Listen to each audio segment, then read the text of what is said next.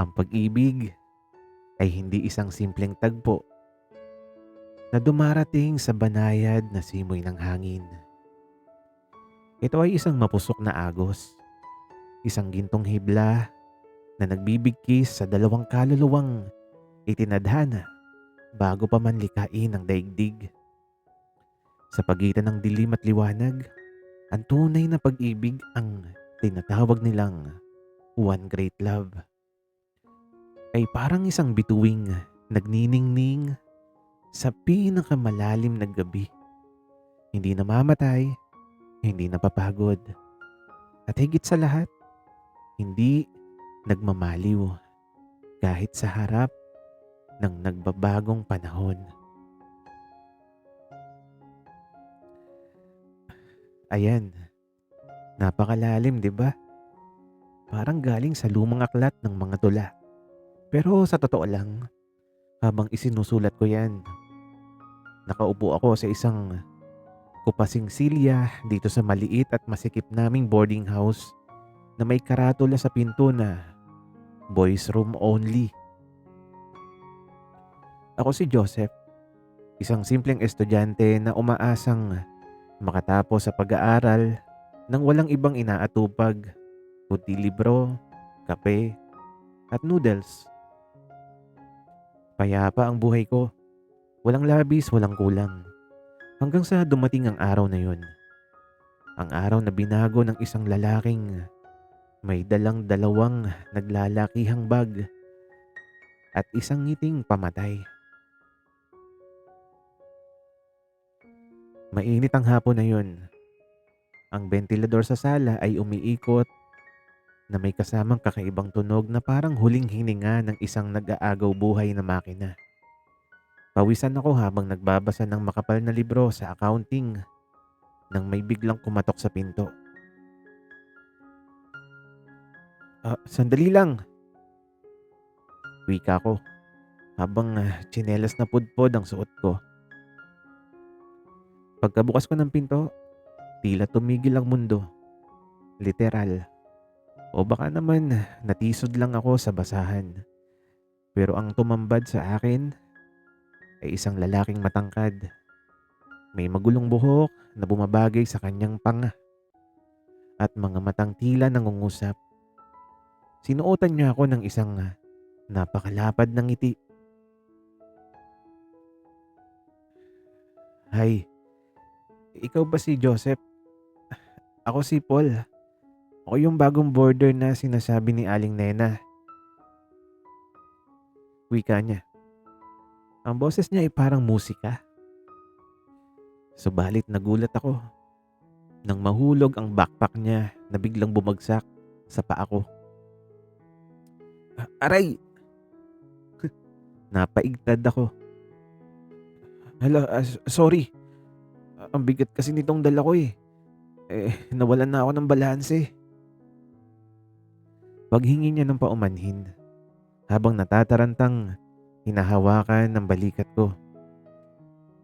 Sa puntong yun, naamoy ko siya. Amoy araw na may halong mamahaling pabango. Isang kakaibang kombinasyon na biglang nagpabilis ng tibok ng puso ko. O baka dahil lang nasaktan talaga yung paa ko. Okay lang, pasok ka. Pilit yung ngiting sagot ko habang iika-ikang lumayo para bigyan siya ng daan. Ang kwarto namin ay sapat lang para sa 2 tao. Kung ang 2 tao na yon ay hindi gagalaw habang buhay. May isang double deck na kama, isang lumang aparador at isang mesang gawa sa plywood. Dito ka sa itaas. Sa ibaba ako. Seryosong sabi ko habang tinuturo ang kama. Wow, salamat. Mahilig talaga ako sa itaas. Sagot niya na may inosenteng muka. Nabilaukan ako sa sarili kong laway. Joseph, maghugas ka ng utak. Marumi na. Pulong ko sa sarili ko. Habang nag-aayos siya ng gamit, napansin ko ang isang bagay. Ang dami niyang dalang skincare product. Mas madami pa sa mga libro ko. May toner, moisturizer, serum, at kung ano-ano pang likido na mukhang mas mahal pa sa tuition fee ko sa isang semester. Bakit ganyang karami yung dala mo? Magpapatayo ka ba ng butika dito? Biro ko habang nakataas ang isang kilay. Lumingon siya sa akin at kumindat. Siyempre, kailangan panatilihin yung kagandahang lalaki. Gusto mo subukan natin sa mukha mo? Mukha kasing binabad sa pait ng buhay ang mukha mo ngayon eh. Aba, sumusobra ka ha. Pinalo ko siya ng unan pero mabilis siyang umiwas at tumawa ng malakas. Ang tawa niya ay nakakahawa at sa hindi maipaliwanag na dahilan, naramdaman ko yung kakaibang init sa aking mga pisngi. Nang sumapit ang gabi, patay na ang ilaw. Ang tanging natitirang liwanag ay ang buwan na sumisilip sa bintana. Nakahiga ako sa ibabaw ng kama, nakatitig sa kisame habang naririnig ko ang bawat galaw ni Paul sa itaas. Ah, Joseph, tulog ka na? Bulong niya mula sa itaas. Hindi pa, bakit? Wala lang. Salamat nga pala. Akala ko kasi masungit yung makakasama ko rito. Mukha ka kasing seryoso kanina. Napangiti ako sa dilim. Sabi ko, seryoso talaga ako. Lalo na sa pag-aaral kaya huwag mo kong guguluhin. Sus, tingnan natin. Narinig ko mahina niyang tawa bago siya bumuntong hininga at ang sabi niya, "Good night, Joseph." Good night, Paul. Wika ko naman. Sa unang pagkakataon sa loob ng mahabang panahon, ang tahimik at boring kong kwarto ay nagkaroon ng ibang buhay. Hindi ko alam kung anong meron sa lalaking ito pero sa bawat tibok ng puso ko sa gabing iyon, tila may nagsasabing ang kwartong ito na para sa mga lalaki lamang ay siyang magiging saksi sa isang kwentong hindi ko kailanman malilimutan. Ang sabi nila, kapag may kasama ka na sa isang bubong, doon mo talaga makikilala ang totoong pagkatao ng isang tao. At hindi nga nagkakamali ang kasabihang yan. Sa loob ng 2 linggo, natutunan ko na si Paul ay isang malaking bagyo na pumasok sa aking napakatahimik na mundo. 7:00 ng umaga, may pasok ako ng 8:00 kaya nagmamadali akong nagluto ng instant noodles sa maliit naming electric stove. Usok at amoy ng artificial na manok ang humalimuyak sa kwarto. Ay, Joseph, ang aga-aga naman yan. Reklamo ng isang boses mula sa itaas. Lumitaw ang ulo ni Paul. Magulo yung buhok, pikit ang isang mata, at nakalawit ang dila na parang tutang bagong gising. Bumangon ka na nga dyan. Kung ayaw mo ng noodles, magtiis ka. Ito lang yung kaya ng budget ko ngayon eh. Sagot ko habang hinahalo ang sabaw gamit ang tinidor. Bumaba siya mula sa double deck nang walang suot na pang itaas. Napalunok ako bigla. Bakit ba naman kasi ang ganda ng hubog ng katawan ng taong ito? Samantalang ako parang straight na ruler ang katawan. Sige na nga, pahingi ako, sabi niya. Sabay tabi sa akin sa maliit na upuan. Kumuha siya ng sarili niyang tinidor at walang pasintabi na nakikain sa mismong kaldero ko. Uy, hatian tayo. Ang takaw mo naman. Saway ko pero ang totoo, natutulala ako sa lapit ng mukha niya sa akin. Amoy mentol na toothpaste na siya kahit hindi pa naghihilamos. Paano nangyari yun? Alam mo, Joseph, mas masarap pala to kapag may kahati ka. Kaswal niyang sabi sabay kindat sa akin habang may noodles pa sa bibig. "Oh, yak, lumayo ka nga. Tumatalsik yun sa bawi." Singhal ko pero mukha ko, pakiramdam ko mas mainit pa sa bagong kulong sabaw ng noodles.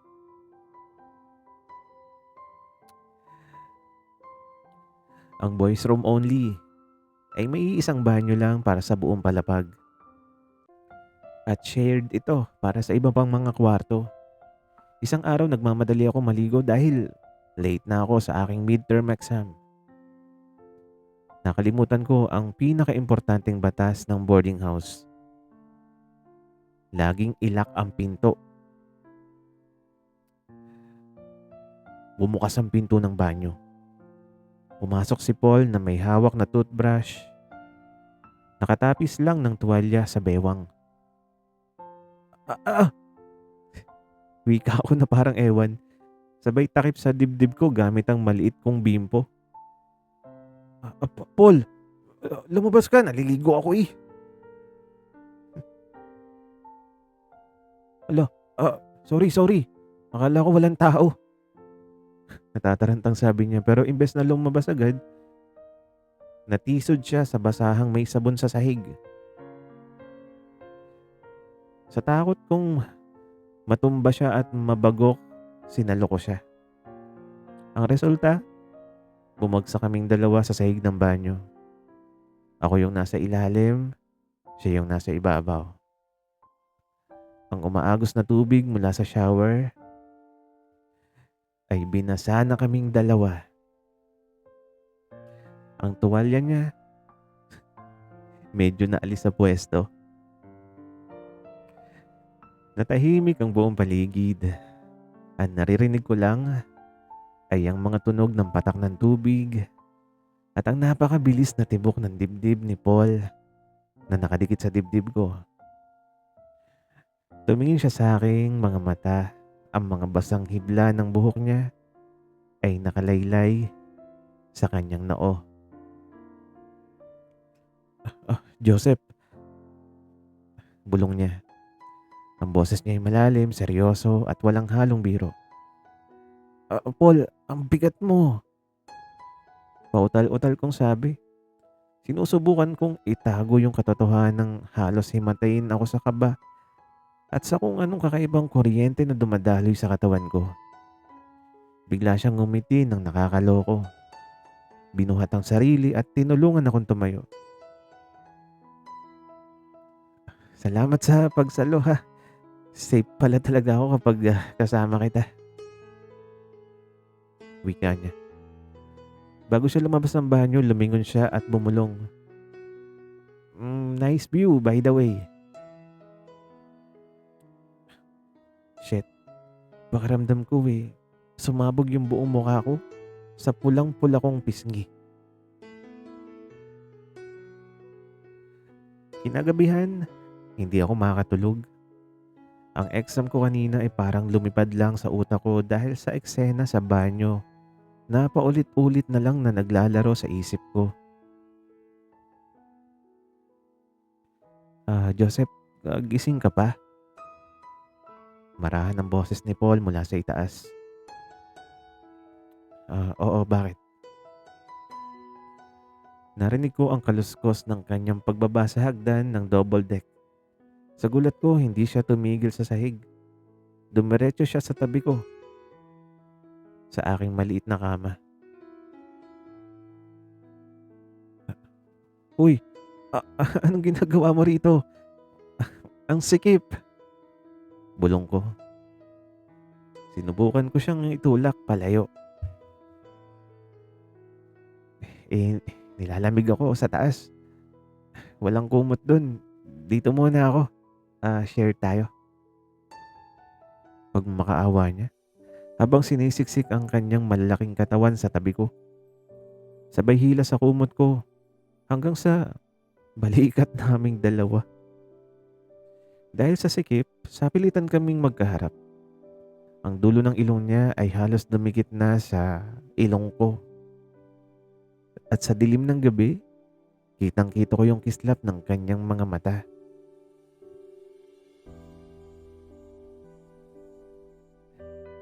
Salamat, Joseph, bulong niya. Mas lalo pa siyang lumapit, kaya naramdaman ko na yung kanyang mainit na hininga sa aking leeg. At ang sabi pa niya, mas komportable talaga ako rito sa tabi mo. Hindi ako nakasagot. Ang buong katawan ko ay nanigas, pero sa loob-loob ko, may isang bagay na pinaka-paborito kong lugar sa mundo. Basta siya yung kasama ko. Habang lumilipas ang mga araw, unti-unti kong napapagtanto na ang buhay ko ay parang isang pelikula na hindi ko alam kung saan ang dulo. Ang boys room only ay hindi na lang basta tulugan. Ito na yung sentro ng aking mundo. Ngunit kasabay ng paglalim ng aming samahan ay ang pagdating ng mga ulap na nagpabago sa takbo ng aming mga sulyap. Isang Sabado ng hapon habang nag-aayos ako ng mga libro, may biglang kumatok sa pinto. Pagkabukas ko, isang magandang babae ang nakatayo doon. Si Mika, ang kaklase ni Paul sa kanilang kurso. May dala siyang notebook at may matamis na ngiti. Hi, nandiyan ba si Paul? Magpapatulong sana ako sa project namin. Malambing niyang tanong. Bago pa ako makasagot, sumulpot na si Paul sa likod ko. Oh, Mika, pasok ka. Yaya niya sabay hawak sa balikat ko para itabi ako.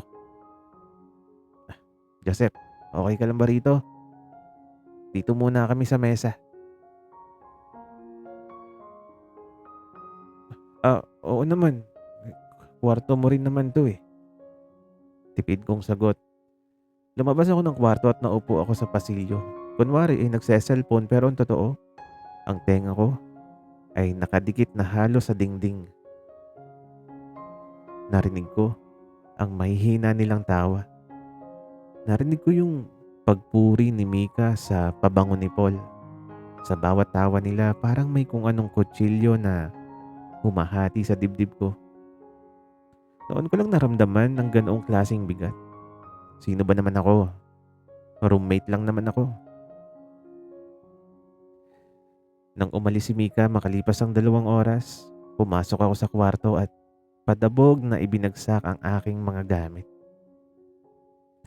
Nagluto ako ng hapunan pero dahil sa sobrang pag-iisip, nasunog ang kanin. Hala, amoy sunog! Una ni Paul habang lumalapit sa akin. Joseph, okay ka lang ba? Kanina ka pa tahimik ka. Galit ka ba dahil nandun si Mika? Bakit naman ako magagalit? Ano mo ba ako? Mag-aral kayo. Hanggang gabi, wala akong pakialam. Wika ako sabay talikod sa kanya. Biglang hinawakan ni Paul ang magkabilang balikat ko at iniharap ako sa kanya. Seryoso yung kanyang muka. Walang bahid ng biro. Nagseselos ka ba? Wika niya. Hindi ah. Bakit naman? Wika ko. Sana nga nagseselos ka. Para alam kong hindi lang ako yung nakakaramdam nito. Bulong niya na siyang nagpatigil sa akin. Kinagabihan biglang bumuhos ang isang napakalakas na ulan Ang tunog ng mga patak sa bubong ay parang musika na nagpapabigat sa atmosphere sa loob ng kwarto. Nakaupo si Paul sa sahig, nakasandal sa kama, habang ako naman nakaupo sa aking silya, nakatitig sa bintana. "Ah, Joseph, hindi ko na kayang itago to." Basag niya sa katahimikan. Lumingon ako sa kanya. Ang liwanag ng kidlat mula sa labas ay nagbibigay kulay sa kanyang seryosong muka. Nung unang araw na pumasok ako sa pintuang yun nung natisod ako at nasaktan yung paa mo, hindi lang balanse yung nawala sa akin. Panimula niya habang unti-unting tumatayo at lumalapit sa akin. At ang sabi pa niya, nawala na rin yung kontrol ko sa puso ko.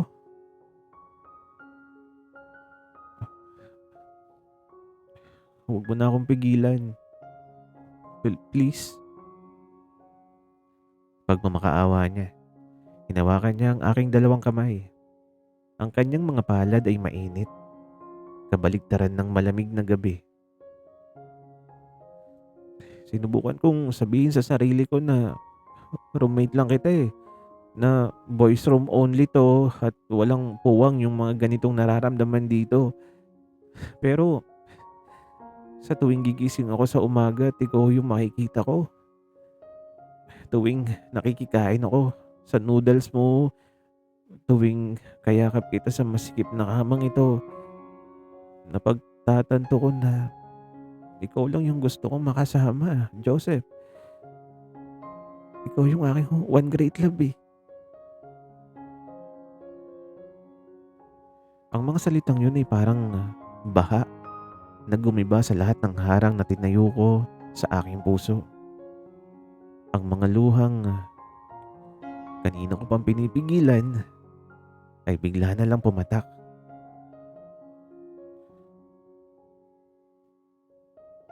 Akala mo ba madali lang para sa akin? Takot na takot ako, Paul. Natatakot ako na baka panaginip lang 'to na baka bukas paggising ko iwanan mo rin ako. Sabi ko habang nakatitig sa kanyang mga mata. Imbes na sumagot, dinala ni Paul ang kanyang kamay sa aking pisngi. Pinunasan ang aking mga luha gamit ang kanyang hinlalaki. Marahan niyang nilapit ang kanyang mukha sa akin hanggang sa maramdaman kong muli ang kanyang mainit na hininga. At doon sa pagitan ng ugong ng kulog at bagsak ng ulan, naramdaman ko ang kanyang mga labi sa akin. Bawat segundo ng halik na yon ay puno ng pag-iingat, ng pangako, at ng matagal ng kinuyom na pagmamahal. Hindi ito tulad sa mga palabas na may fireworks. Ito ay banayad, totoo, at sapat na para sabihin sa aking puso na sa wakas, nahanap ko na ang aking tahanan. Nang humiwalay siya, dinikit niya yung kanyang noo sa noo ko at ngumiti ng bahagya. Hindi kita iiwan, Joseph. Kahit masunog mo pa yung kanin araw-araw. Wika niya. Natawa ako sa gitna ng aking pag-iyak at pinalo siya sa dibdib. Sa gabing yon, ang kwartong nakalaan para sa mga lalaki ay naging saksi sa pagsilang ng isang pag-ibig na mas malalim pa sa anumang salita. Matapos ang gabing yun ng pag-amin, ang masikip naming kwarto ay napuno ng mga nakaw na tingin, may higpit na yakap, at mga asaran na may kasamang kilig. Ang dating boring kong buhay estudyante ay nagkaroon ng makulay na pahina. Ngunit tulad ng anumang magandang kwento, ang kalangitan ay hindi palaging asul. may mga banta ng bagyo na hindi namin inaasahan.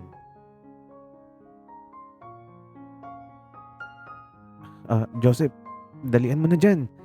Malilate na tayo sa unang klase natin. Wika ni Paul habang nagmamadaling nagsusuot ng kanyang sapatos. Sino ba kasi yung puyat kagabi dahil ayaw bumitaw sa yakap? Pang-asar ko habang sinusukbit ko yung bag ko. Lumingon siya sa akin at biglang lumapit.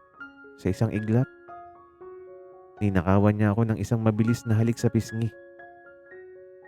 Siyempre, baka kasi mawala ka pa eh. Mas mabuti nang nakakapit ng mahigpit. Wika niya. Hoy, baka may makakita sa atin. Saway ko habang mabilis na binubuksan yung pinto para tingnan kung may ibang border sa pasilyo. Wala namang ibang tao eh. At saka, boys room only naman to. Bawal ang mga epal. Natatabang sagot niya habang kinukuha yung susi. Ang mga ganitong simpleng sandali ay nagpapataba sa puso ko. Sa bawat paghawak niya sa kamay ko sa ilalim ng mesa, habang kumakain sa labas, at sa bawat pagising ko na ang mukha niya agad ang bumubungad sa akin, nararamdaman kong ako na yung pinakamalaking maswerteng tao sa mundo. Ngunit ang kaligayahan ay may kakambal na pangamba. Isang Huwebes ng hapon habang wala pa si Paul dahil may dinaluhang seminar para sa kanyang kurso, nakarinig ako ng mga mabibigat na yabag sa pasilyo. Kasunod nito, ang isang marahas na katok sa pinto. Pagkabukas ko, isang matandang lalaki na may seryoso at madilim na muka ang nakatayo. Nakasuot siya ng mamahaling barong at may hawak na mamahaling envelope. Sa isang tingin ko pa lang, alam ko na kung sino siya. Ang kopyang-kopya na mukha ni Paul pagkalipas ng 30 taon. Ang kanyang ama. Ikaw ba yung kasama ng anak ko rito? Malamig niyang tanong habang pinalilibot ang tingin sa maliit naming kwarto na may halong pandidiri. Opo, ako po si Joseph. Pasok po kayo, tito. Magalang ko sagot, kahit na nanginginig-nginig pa yung aking mga tuhod. Hindi siya pumasok. Nanatili siyang nakatayo sa may pintuan. Hindi na kailangan. Naparito lang ako para ibigay ito. Aniya. Sabay abot ng envelope sa akin. Yan ang mga papeles para sa kanyang pag-alis sa susunod na buwan. Lilipad na siya patungong Amerika para doon ipagpatuloy yung kanyang pag-aaral at pamahalaan ng negosyo ng pamilya. Parang gumuho ang kisame ng kwarto ko sa ibabaw ko. Nawalan ako ng boses. Amerika po. Oo, at alam ko ang tungkol sa inyo. Pagpapatuloy ng kanyang ama. Ang kanyang mga mata ay tila yelo sa lamig at ang sabi pa niya, huwag mong isipin na hahayaan kong sirain mo ang kinabukasan ng anak ko. Ang kwartong ito ay pansamantala lang, Joseph. Pero yung buhay na naghihintay sa kanya sa labas ng panghabang buhay, huwag mo siyang itali sa maliit at madilim na silid na katulad nito. Nang umalis ang kanyang ama, napaupo ako sa sahig. Ang sulat sa aking kamay ay tila naging napakabigat. Doon ko napagtanto ang malaking agwat ng mundo naming dalawa. Ako ay isang mahirap na estudyante habang siya ay may marangyang buhay na naghihintay sa kanya sa kabilang ibayo ng dagat. Gabi na nang makabalik si Paul. Masigla siyang pumasok, may dalang supot ng paborito naming street food. Joseph, may dala akong kwek-kwek at natigilan siya nang makita ako nakaupo sa dilim. Hawak ang envelope. Agad na nagbago yung ekspresyon ng kanyang muka. Nawala yung kanyang ngiti at napalitan ng labis na takot. Pumarito ba si Papa? Mahina niyang tanong habang dahan-dahang ibinaban ba ang dalang pagkain. Bakit di mo sinabi sa akin, Paul? Ang boses ko ay puno ng sakit na kanina ko pang kinikimkim. Bakit kailangan ko pang malaman sa ama mo na aalis ka na pala? Na pansamantala lang yung lahat ng ito? Wika ko pa. Lumapit siya sa akin at lumuhod sa harap ko. Sinubukang hawakan ng mga kamay ko pero iniwas ko to. Joseph, makinig ka. Bala kong sabihin sa iyo pero natatakot ako. Natatakot ako na kapag nalaman mo, itutulak mo ako palayo. Ayokong umalis eh. Ipaglalaban ko tayo.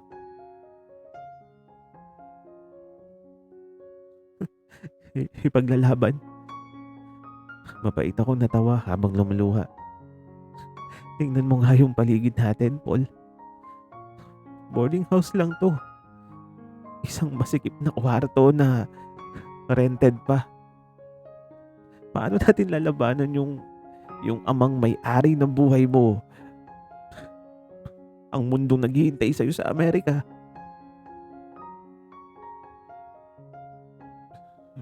Walang pakialam yung puso ko sa Amerika, Joseph. Ikaw yung mundo ko eh. Wika niya. Habang ang sarili niyang mga luha ay nagsimula na rin pumatak. Hinila niya ako sa isang mahigpit na yakap. Isang yakap na puno ng desperasyon na tila ba kapag binitiwan niya ako, ay tuluyan na akong maglalaho. Hindi ko siya niyakap pabalik kahit na ang buong pagkatao ko ay sumisigaw na gawin ko iyon. Dahil sa kaibuturan ng aking puso, alam kong ang pag-ibig minsan ay hindi lang tungkol sa pagkapit. Ito rin ay tungkol sa kahandaang masaktan para sa ikabubuti ng taong mahal mo.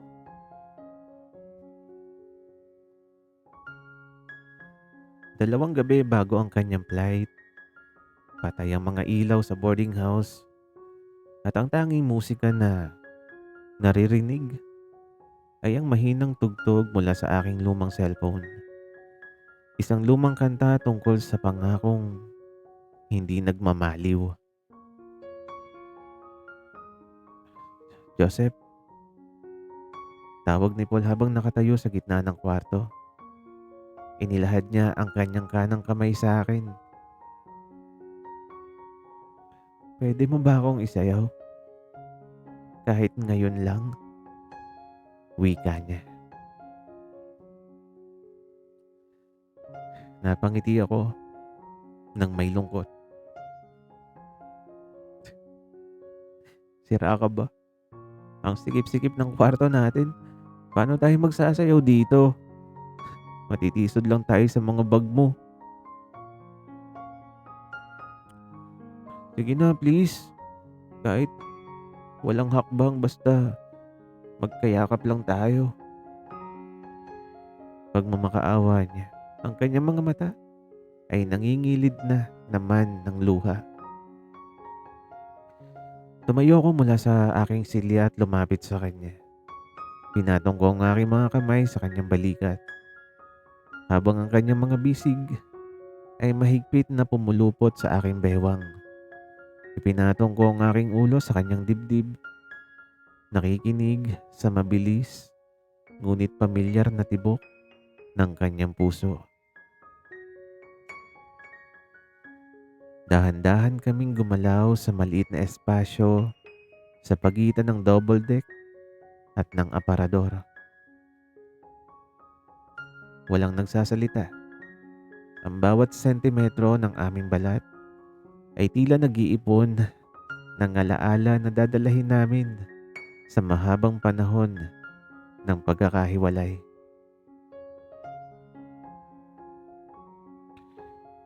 Sana pwedeng ihinto yung oras. Bulong niya sa buhok ko habang mas lalo niyang hinahalikan yung tuktok ng aking ulo. At ang sabi pa niya, sana dito na lang tayo habang buhay. Oh. Sa loob ng kwartong ito, no?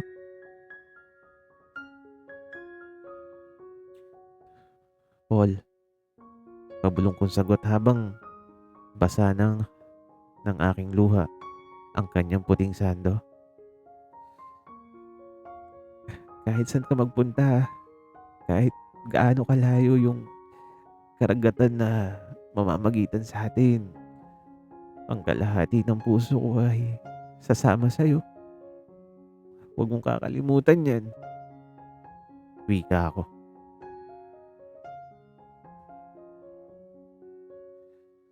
Dumating ang araw na kinatatakutan ko. Alas 5 pa lang ng umaga, abala na si Paul sa pag-check ng kanyang mga pasaporte at bag. Ang kanyang ama ay naghihintay na sa ibaba, sakay ng isang itim na kotse na kanina pa umaandar ang makina.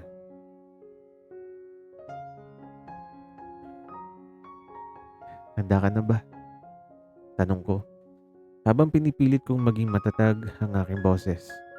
Ayokong makita niya akong umiiyak sa huling sandali. Gusto kong ang huling muka na matatandaan niya ay ang mukha kong nakangiti.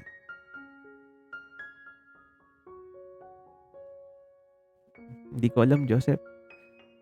Parang naiwan yung kaluluwa ko rito sa kama natin. Sagot niya habang isinusukbit ang kanyang huling backpack. Ang parehong backpack na bumagsak sa paa ko noong unang araw kaming nagkita. Bigla siyang lumingon sa pintuan kung saan nakasabit pa rin ang lumang karatula. Boys room only.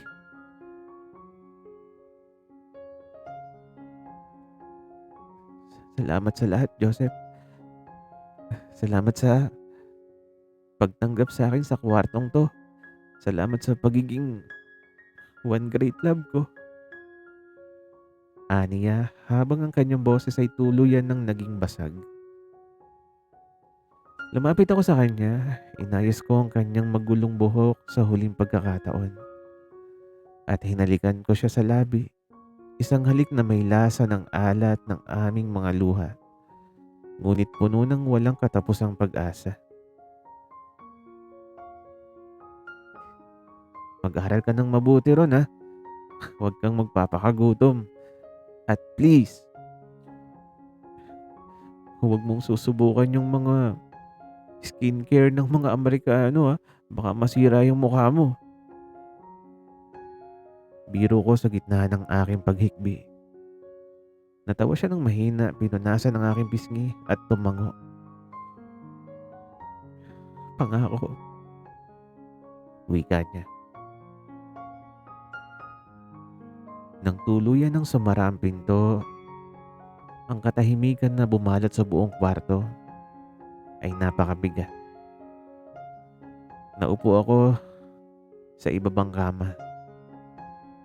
Tiningnan ko ang itaas na bahagi ng double deck. Wala na ang kanyang kumot. Wala na ang kanyang mga mamahaling toner at serum sa mesa. At wala na yung kanyang malalakas na tawa. Ako na naman, mag-isa, Balik sa libro, kape, at noodles. Ngunit habang nakatitig ako sa kawalan, alam kong hindi na ako yung dating Joseph.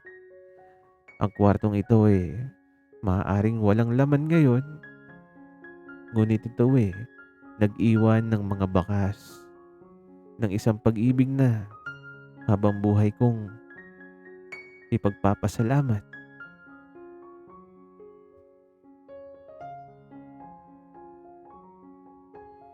5 taon ang nakalipas. Ang 5 taon ay parang isang mahabang gabi ng paghihintay. Nakapagtapos na ako ng pag-aaral, nakapasa na ako sa board exam, at ngayon ay may magandang trabaho na bilang isang certified public accountant. Marami nang nagbago sa buhay ko, ngunit may mga bagay na nananatiling nakatali sa nakaraan. Hindi ko binitawan ng maliit na boarding house. Binili ko ang buong palapag kay Aling Nena nang magkapera ako. Ang kwartong may karatulang boys room only ay nananatiling eksakto kung paano ito iniwan ni Paul. Ang double deck, ang lumang aparador, at ang plywood na mesa. Ito ang aking sanktuaryo sa tuwing napapagod ako sa marahas na ikot ng mundo.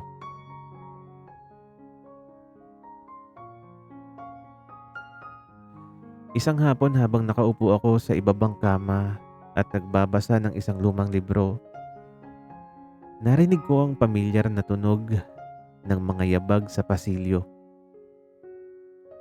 Hindi ito mabigat at marahas na yabag ng kanyang ama noong araw na yun, kundi isang banayad at tila nag-aalangang hakbang.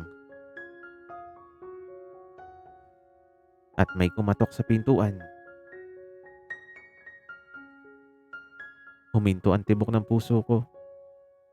Ang tsinelas kong pudpod ay tila napako sa sahig. Dahan-dahan akong tumayo at lumapit sa pintuan. Sa bawat hakbang ko, parang bumabalik ang bawat segundo ng nakaraan. Ang amoy ng noodles, ang aksidente sa banyo, at ang huling pagsasayaw namin sa dilim. Binuksan ko ang pinto. Ang tumambad sa akin ay isang lalaking nakasuot ng mamahaling Amerikana. Ngunit ang kanyang buhok ay medyo magulo pa rin tulad ng dati. Mas mature ang kanyang panga, ngunit ang kanyang mga mata ay ang parehong mga matang nangungusap na nakita ko 5 taon na ang nakalipas. May dala siyang isang malaking backpack at sa kanyang mga labi, sumilay ang isang napakalapad at pamilyar na ngiti.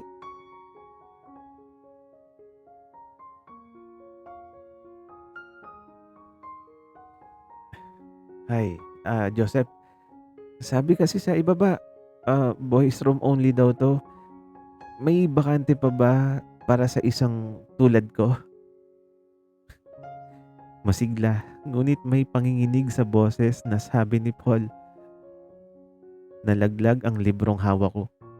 Ang mga luhang 5 taon kong itinatago ay walang pasintabi na umagos sa aking mga pisngi. Imbes na sumagot, mabilis akong humakbang patungo sa kanya at isinubsob ko ang aking mukha sa kanyang dibdib. Mabilis niyang ibinagsak ang kanyang bag na sa pagkakataong ito ay hindi na tumama sa paa ko, at niyakap niya ako ng napakahigpit.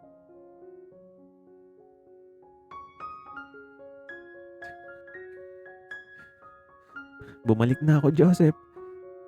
Tapos na yung obligasyon ko sa kanila. Ipinangako ko sa sarili ko na kapag binalikan kita, wala nang makapaghihiwalay pa sa atin. Bulong niya habang hinahalikan yung buhok ko. Natawa ako sa gitna ng paghikbi. Sabi ko, Ang tagal mo. Sunog na naman yung kanin natin. At ang sagot niya, okay lang. Basta kahati kita. Sabay kabig sa akin para sa isang matagal at matamis na halik na nagbura sa lahat ng taon ng pangungulila.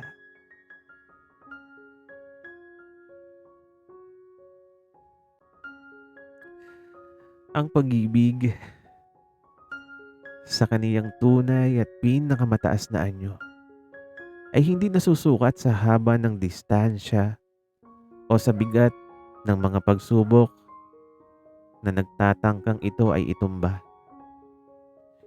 Ito ay isang banal na kasunduan ng dalawang kaluluwa na nakalimbag sa mga tala. Isang apoy na hindi kayang patayin ng anumang unos. At isang awit na patuloy na uulit sa puso ng bawat isa kahit sa gitna ng pinakamalalim na katahimikan. Ang kwartong ito, ang boys room only, ay maaaring maging saksi sa mga tagpong puno ng luha at pagmamaalam. Ngunit sa huli, ito ang naging daungan ng isang paglalakbay na itinadhana ng panahon, sapagkat ang tunay na one great love ay hindi natatapos sa huling tuldok ng isang kabanata.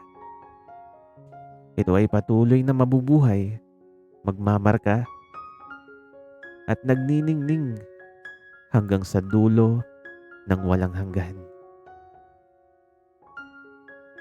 Sana'y nagustuhan nyo ang aming kwento. Maraming salamat sa inyong pakikinig.